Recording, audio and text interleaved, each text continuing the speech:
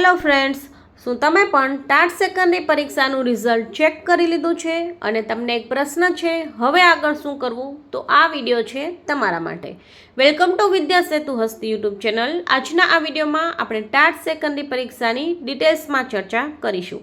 આ વિડીયોમાં તમને માહિતી મળશે મુખ્ય પરીક્ષા કેટલા માર્ક્સ હોય તો આપી શકાય, કઈ વેબસાઇટ પર તમને ટાટ સેકન્ડની પરીક્ષાનું રિઝલ્ટ ચેક કરવા મળશે, રિઝલ્ટમાં તમને કંઈ પણ પ્રશ્ન છે તો વાંધા અરજી કઈ રીતે કરવી, મુખ્ય પરીક્ષાનો સંપૂર્ણ સિલેબસમાં શું ફેરફાર થયો છે, મુખ્ય પરીક્ષાની તારીખ કઈ રહેશે, તમારા દરેક સવાલોના જવાબ તમને અહીં મળી જશે. તો તમે પણ ટાટ પરીક્ષાની તૈયારી કરતા હોય તો ચેનલને અવશ્ય સબસ્ક્રાઈબ કરી દેજો અને આ વિડીયો જરૂરથી જોજો.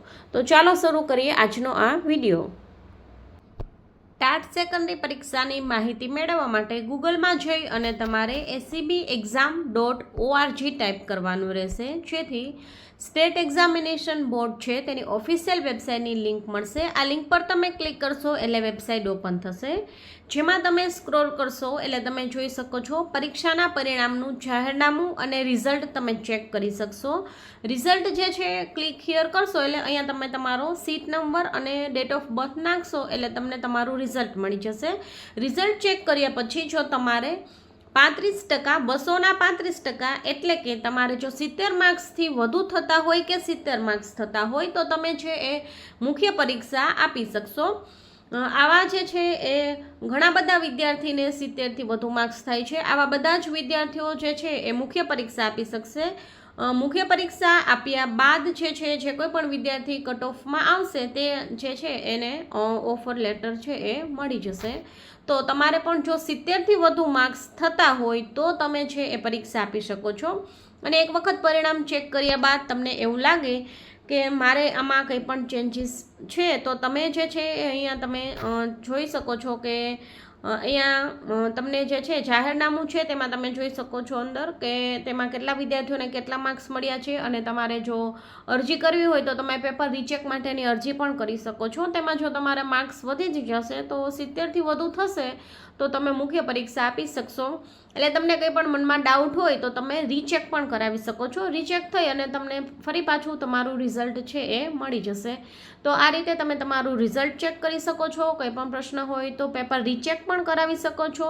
એ માટે તમારે જો આન્સર કી જોવી હોય તો અહીંયા ફાઇનલ આન્સર કી પણ આપેલી છે અને બધી જ સિરીઝના પ્રશ્નપત્રની ફાઇનલ આન્સર કી તમને અહીંયા મળી જશે.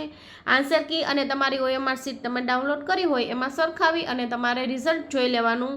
કંઈ પણ પ્રશ્ન હોય તો રીચેક કરાવી લેવાનું અને ત્યારબાદ તમારે 70થી વધુ થાય તો મુખ્ય પરીક્ષા આપી શકશો. હવે એ પ્રશ્ન હશે કે મુખ્ય પરીક્ષા ક્યારે છે? તો મુખ્ય પરીક્ષા જે છે એ 16 ઓગસ્ટ જે છે એની સંભવિત તારીખ બતાવે છે. તો ઓગસ્ટ મહિનાની લગભગ 16 તારીખે એક્ઝામ લેવાઈ જશે અથવા ઓગસ્ટ મહિનાના પાછળના એન્ડની અંદર લાસ્ટ વીકમાં એક્ઝામ લેવાઈ જશે. અત્યારે સંભવિત તારીખ 16 ઓગસ્ટ છે. તો આ છે એ તારીખને ધ્યાનમાં લઈ અને તૈયારી તમારે શરૂ કરી દેવી. અહીંયા તમે જોઈ શકો છો મુખ્ય પરીક્ષાના માળખામાં પણ ચેન્જ થયો છે, જેમાં ગુજરાતી ભાષા જે છે તેમાં જે નિબંધ પૂછાય છે તેમાં ફરજિયાત 2 નિબંધ લખવાના રહેશે.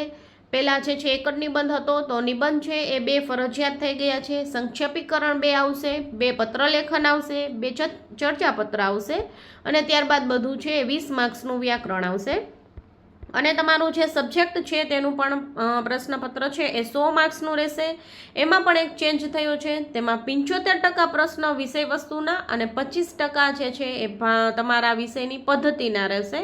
તો આ ચેન્જ એક થયો છે અને સમય છે 180 મિનિટનો રહેશે. તો તમારું સબ્જેક્ટ જે છે તેમાં મુદ્દાસર જવાબ આવશે, એટલે કે 5 માર્ક્સના 4 માર્ક્સના પ્રશ્નો, 2 માર્ક્સના પ્રશ્નો અને 1 માર્ક્સના પ્રશ્નની અંદર ખાલી જગ્યા, જોડકા, ખરા ખોટા આવું બધું પૂછાતું હોય છે. તો આ રીતે સિલેબસમાં થોડો ચેન્જીસ થયો છે જે તમારે ધ્યાને લઈ લેવો.